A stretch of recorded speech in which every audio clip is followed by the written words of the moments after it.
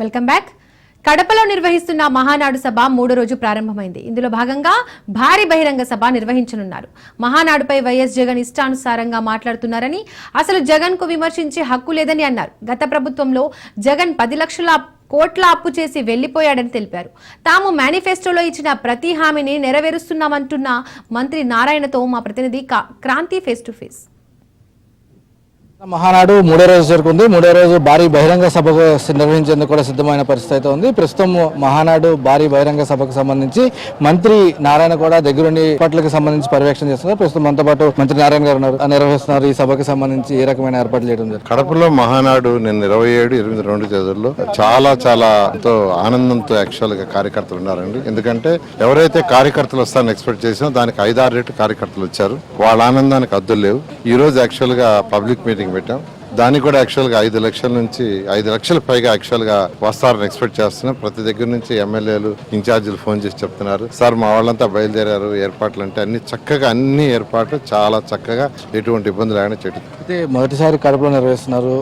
విజయవంతంగా కూడా 2 రోజులు పూర్తి చేసుకుని 3 రోజులు చేస్తున్నారు. మరోపక్క అటు వైసీపీ నుంచి కూడా అదే స్థాయిలో విమర్శలు వస్తున్న పరిస్థితి. ప్రభుత్వం ఈ సంవత్సరంలో ఏం చేయకుండా మహానాడు నిర్వహిస్తుందంటూ కూడా విమర్శలు, అటు సాక్షాత్ వైసీపీ అధ్యక్షుడు జగన్ కూడా విమర్శిస్తున్న పరిస్థితి. ఎలా చూడొచ్చు అసలు ఈ విమర్శ? ఆయనకి విమర్శించే హక్కు లేదండి. ఎందుకంటే 10 లక్షల కోట్ల రూపాయలు అప్పు చేసి వెళ్ళిపోయాడు. ఆ అప్పు ఎవరు తీర్చాలంటే రాష్ట్ర ప్రజలు కట్టే ట్యాక్సులు తీర్చాలా.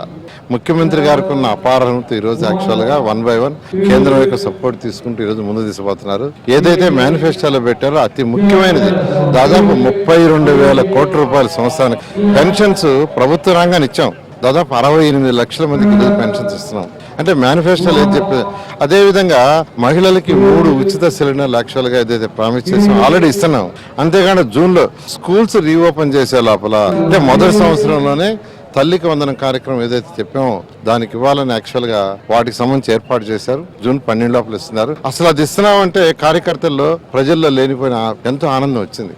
అదేవిధంగా ఆగస్టు నెలలో ఏదైతే ఉచిత బస్సు ప్రయాణం దాన్ని కూడా క్లియర్ చేస్తున్నారు.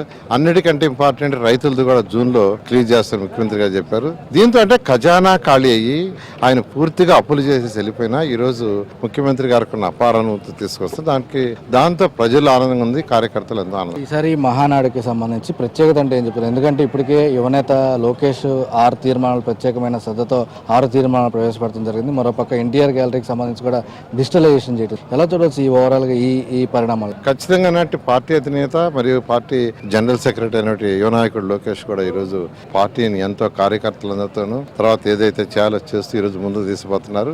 పార్టీ ఏదైతే డెసిషన్ తీసుకున్నదో గవర్నమెంట్ కి సంబంధించిన ఏమన్నా ఉంటే ప్రభుత్వాన్ని తెలిపి ప్రజలకు ఆ మేలు చేసే విధంగా జరగడం జరుగుతుంది. మొత్తంగా కూడా మహానాడుకి సంబంధించి పూర్తి స్థాయిలో 3వ రోజు చేరుకున్న నేపథ్యంలో అటు భారీ బహిరంగ సభకు సంబంధించిన ఏర్పాట్లు, మరోపక్క ఈ సభకు వచ్చే వాళ్ళందరికీ కూడా ఎక్కడ ఎలాంటి ఇబ్బందులు కలగకుండా పూర్తి స్థాయిలో అటు వచ్చే మార్గాల్లోనే భోజన సదుపాయంతో పాటు వచ్చిన తర్వాత ఇక్కడ పార్కింగ్ సదుపాయం కూడా ఎక్కడికక్కడ ఏర్పాటు చేయడం, వచ్చిన వాళ్ళందరికీ కూడా బహిరంగ సభ ద్వారా కూడా పూర్తి స్థాయిలో ఒక దిశానిర్దేశం చేయడంతో పాటు ప్రజలకు కూడా ఈ సంవత్సర కాలంలో ప్రభుత్వం ఏమి చేసింది, రాబోయే రోజుల్లో ఏం చేయబోతున్నది కూడా ఈ బహిరంగ సభ ద్వారా స్పష్టం చేసే అవకాశం అయితే కనిపిస్తుంది. ఇది ఇక్కడ పరిస్థితి. కెమెరా పర్సన్ కిరణ్తో క్రాంతి, రాజ్ న్యూస్, కడప నుంచి.